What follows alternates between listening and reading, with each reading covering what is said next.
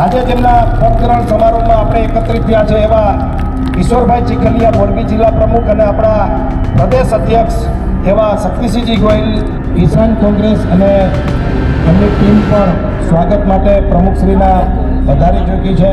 સાથે સાથે લઘુમતી સેલના ટીમ અલ્પેશ કોઠિયા અને એમની ટીમ સાથે સાથે એનએસયુની ટીમ પણ સ્વાગત માટે જોડાશે।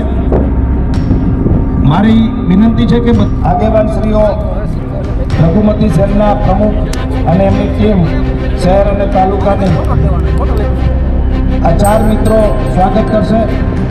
પછી આપણે ઓબીસી પ્રમુખ કાર્યકારી પ્રમુખ એવા રાજુભાઈ ચોર જિલ્લાના કિસાન સેલના પ્રમુખ અને એમની ટીમ સાથે આવીને સ્વાગત કરશે।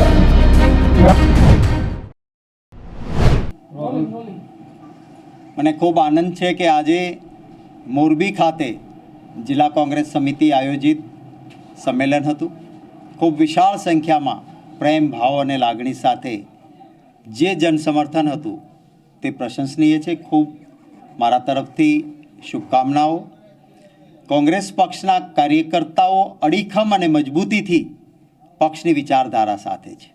ભારતીય જનતા પાર્ટીની કામ કરવાની પદ્ધતિથી લોકોમાં ખૂબ નારાજગી છે અને એટલા જ માટે એમને એમના કામના નામે કે એમના કાર્યકર્તાઓના જોરે મતો મળે એમ નથી, ત્યારે ડર અને લાલચથી કેટલાક નેતાઓને તોડવાનો પ્રયત્ન કરે છે। પરંતુ અભિનંદન આપીશ મારા કોંગ્રેસના કાર્યકર્તાઓને કે જે અડીખમ રીતે વિચારધારાને વળગી રહ્યા છે। ભારતીય જનતા પાર્ટી ના તો એમને ડરાવી શકે છે, ના એમને ખરીદી શકે છે અને એ જ તાકાત આજે અહીંયા મોરબીમાં પણ જોવા મળી છે। એ માટે સૌનો ખૂબ આભાર માનું છું। શક્તિસિંહ, જિલ્લા કોંગ્રેસના પ્રમુખની નિમણૂક બાદ જે રાજીનામા પડ્યા છે એ બાબતનો શું કહેશો?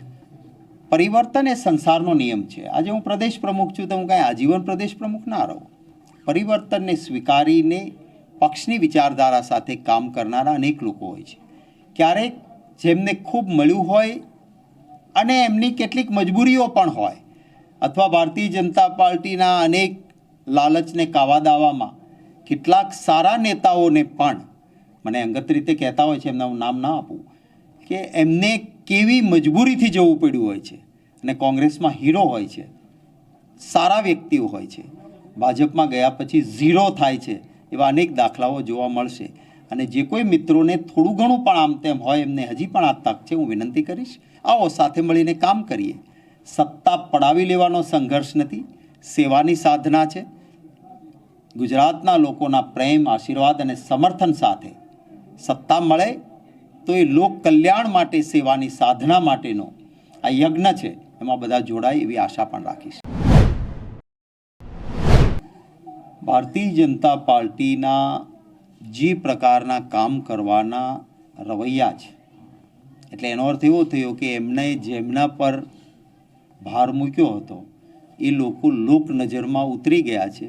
એન્ટી ઇન્કમ્બન્સી આવી ગઈ છે, અથવા એમના કારણો છે એ પણ ભાજપે આપવા જોઈએ। જે નેતાઓને વાપરીને મૂકી દેવાના એ પ્રકારની પ્રક્રિયા કરવાની હોય તો એ પણ કહેવું જોઈએ, અથવા તો એમનામાં શું એવા અવગુણ હતા એ પણ એમણે કહેવું જોઈએ કે જેમને તમે બનાવ્યા હતા એમને ફરી પાછા બહારથી લાવીને કાપીને ત્યાં મૂકવા પડે છે, તો એના કારણો પણ જણાવવા જોઈએ। કોંગ્રેસ પક્ષે પોતાની જે પ્રક્રિયા અને જે એક્સરસાઇઝ અમારી હોય છે એ મેં ઓલમોસ્ટ ગુજરાતમાં પૂરી કરેલી છે। સ્ક્રીનિંગ કમિટીની મિટિંગ પણ અમારી થઈ ગઈ છે। યોગ્ય સમયે વહેલા ઉમેદવારો પણ તબક્કાવાર જાહેર થતા રહેશે। ભારતીય જનતા પાર્ટીના વિરુદ્ધ મતો આખા દેશમાં તમે જુઓ તો 65થી 67% મતો વિરુદ્ધ હોય, માત્ર 32-33% મતોમાં એ રાજ કરતા હતા। ત્યારે દેશના હિતમાં સંવિધાન બચાવવા માટે, ભાજપ વિરુદ્ધના મતો વહેંચાય નહીં એના માટેનું, બંધારણના રક્ષણ માટે, લોકસેવા માટે ઇન્ડિયા ગઠબંધન છે। અને એમાં નેતાઓને પરેશાન કરવાના, તોડવાના, અનેક સત્તાના દુરુપયોગ કરીને અને લોકશાહીમાં જે ન ઉપયોગ થવો જોઈએ એવી પ્રક્રિયાનો ઉપયોગ કરીને ભાજપ પ્રયત્નો કર્યા છતાં મોટાભાગના રાજ્યોમાં ઇન્ડિયા ગઠબંધનના સીટોની વહેંચણી અને ગોઠવણી એ મોટાભાગે પૂરી થઈ છે, એનો આનંદ છે. શક્ય એટલા વહેલા ઉમેદવારોની જાહેરાતો પણ થશે. Thank you.